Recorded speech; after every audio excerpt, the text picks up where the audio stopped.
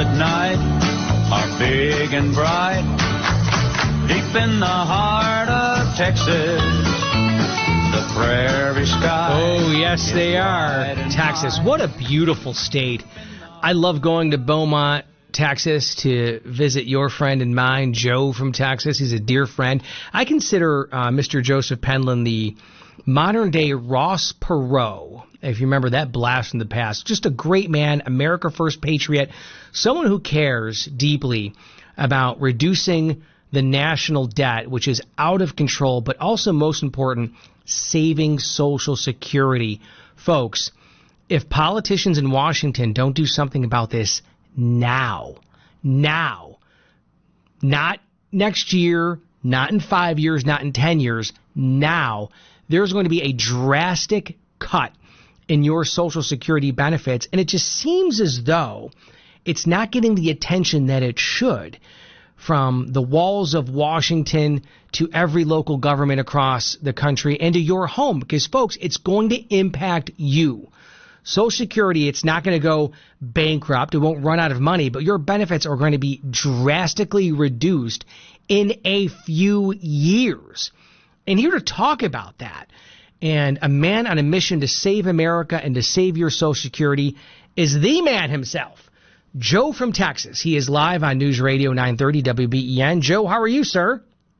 Fine, Steph. Thanks for having us on. Oh, it's always great to hear from you. And so in the 4 o'clock hour, we are going to have Joe from Texas on. He's on right now.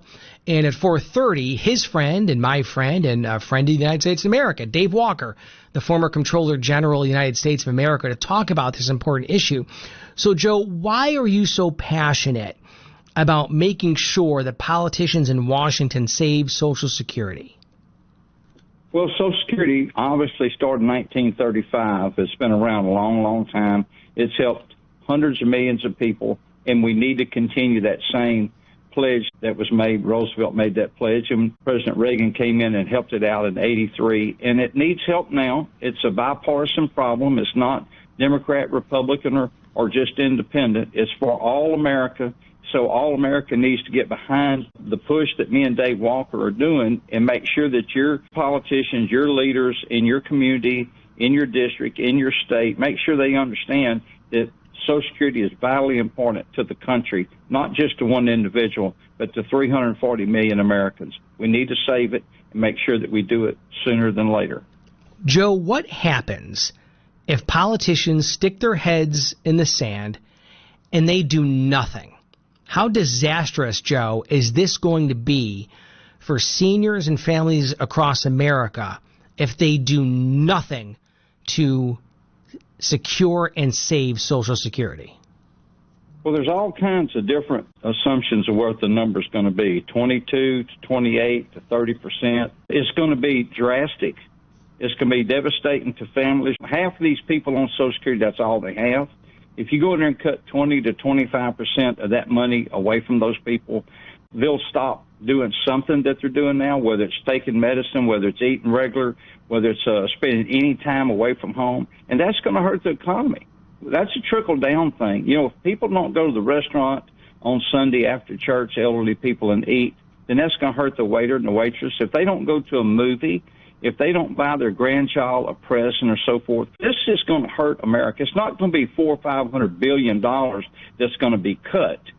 That is going to be just the tip of the iceberg. The biggest part of this problem is going to be underwater, and it's going to take this country down. There's no two ways about it. We only have about 4 solutions. One of them is disastrous. The second one is even worse.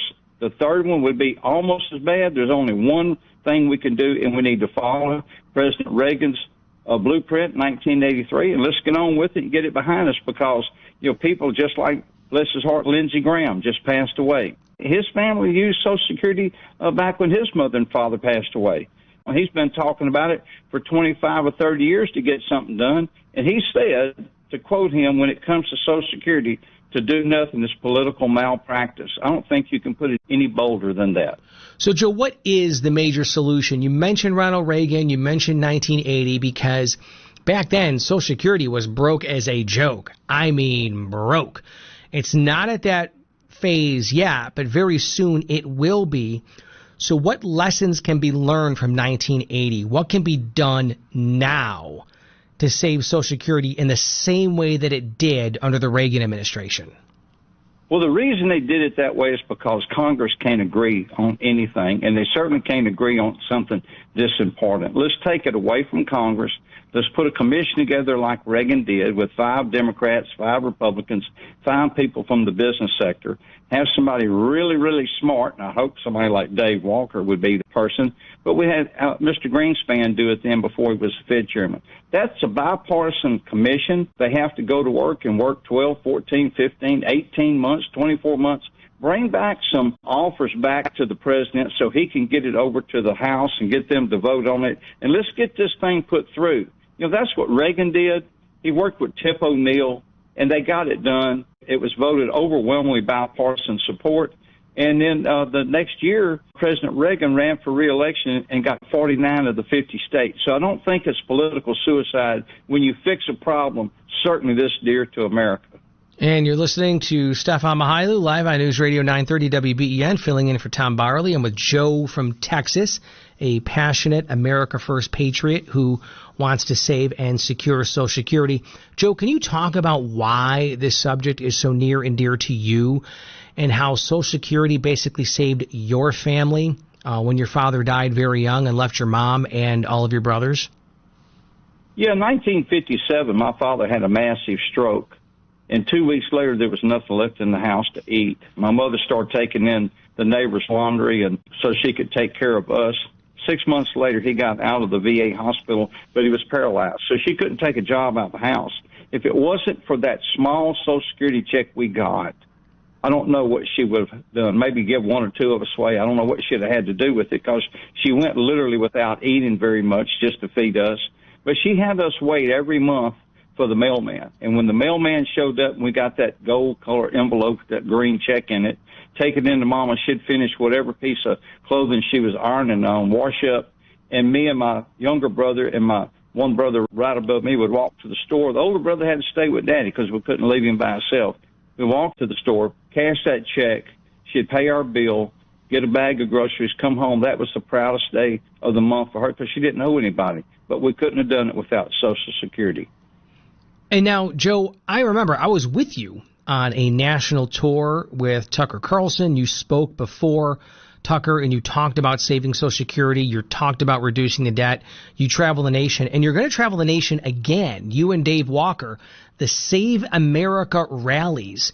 And I know you've got one in Illinois on August 4th, another one the night after in Springfield on August 5th. But can you talk about the fact that now you are putting the pedal to the metal and having rallies all over the country to save Social Security? Well, that's what we have to do. You know, and Dave Walker did a tour similar to this back in 2012 that Ross Perot, you mentioned him a little earlier, God bless his soul. He went out and visited with tens of thousands of people all across this nation about our debt. And then you talk about our tour with Tucker Carlson. We did that. We were able to talk to 10, 12,000 people at one time in the auditoriums. That was a big crowd, you know, over 16 different cities all over the United States, blue states, red states, all over the country. And people are aware that we have a problem with Social Security. And they're eager for somebody to get in there and pitch for them. This is not for me. I'm not running for office. I don't want anybody's contribution. All we're saying is, please, a wake-up call to your congressman, to your senator. Urge the president to move on this quickly and use the same blueprint that Ronald Reagan did. And again, on the live line right now is Joe from Texas. His website is joefromtexas.com. So, Joe, why is it so important for you and Dave Walker, the former Comptroller General of the United States of America, to say, okay, we're very active on social media, we're joined Tucker Carlson on his tour a few summers ago. Why is it so important for you to hit the road and say, you know what, we're going to make sure that Congress is listening, power to the people, we're going to get people energized to reduce the debt and save Social Security? Well, the timing's right. I want to wake people up. Dave Walker wants to wake people up. People need to understand this is not voting for a party. This is voting for America, for your wife, your husband, your children, your grandchildren. This is for America. We need to lean on our politicians, the lawmakers that came to you and asked you for money, put a sign, and you put it in their yard, and they took the oath. And just putting your hand on the Bible and not doing anything that you swore you was going to do. You're supposed to work now for the American people, not for the politicians. Everybody in D.C. works for you, the American people. We don't work for them. It's the other way around. If we want this Saving Social Security and America Future tour, we need to do that now. There is no tomorrow if we don't do it. Can you talk about the importance one more time, where Dave Walker hit the road and did the very similar thing with Ross Perot, and how now with these Save America rallies, you're doing the same. Obviously, you're starting in Illinois in August, but you're going right up until the midterms in October. The goal and the mission, Joe, is to basically energize the American people to say, look, wake up. This is a problem. Wake up and do something about it now. So how important is it for you, Joe, to get that message out now before the midterms? Because if not, we've got a ticking time bomb that's going to explode very soon. Well, it is. There's no two ways about it. It's not if it's going to run out. It is going to run out. The Social Security trustees now have kind of pinned down a date, in 2032. So it's happening. If we don't rear up as America and take this for ourselves, put the pressure on your politicians so they'll persuade the president to go ahead and get this commission together. It's not Democrat. It's not Republican. It's American. You have to do it. You have to take this for yourself.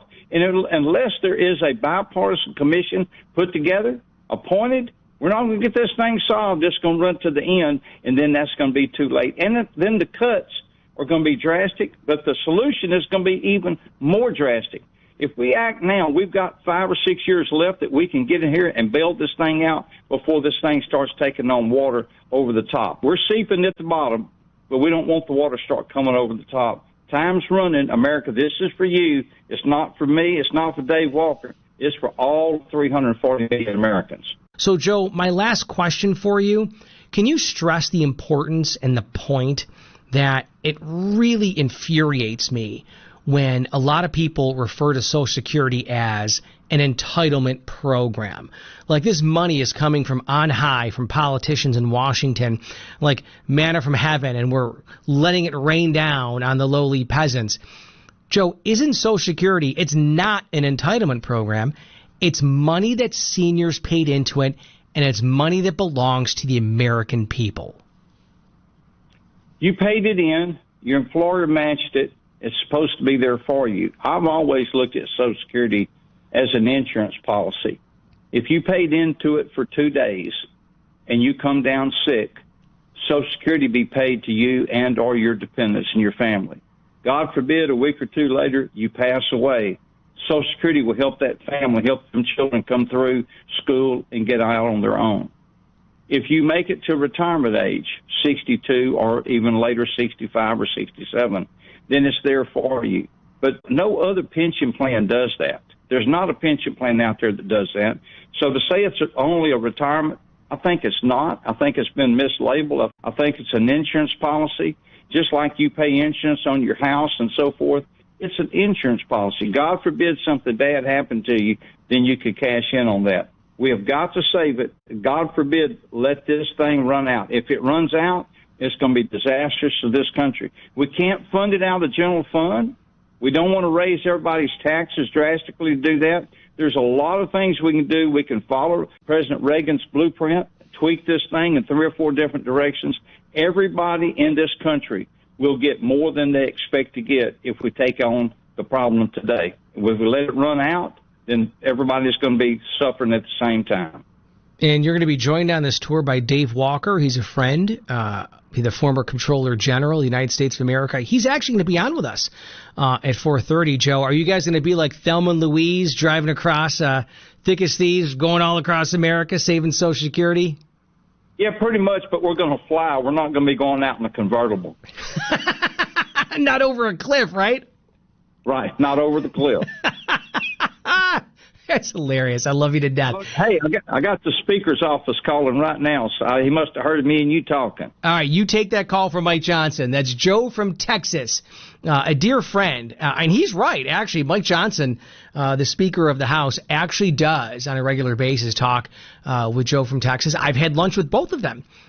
in Washington, D.C., because they rely on him a lot to get advice and counsel on, okay, America's got a lot of problems. What are we going to do to fix it? His website is joefromtexas.com. That's joefromtexas.com. In the meantime, I'm Stefan Mahailu, filling in for Tom Bowerly. Stay with us on News Radio 930 WBEN.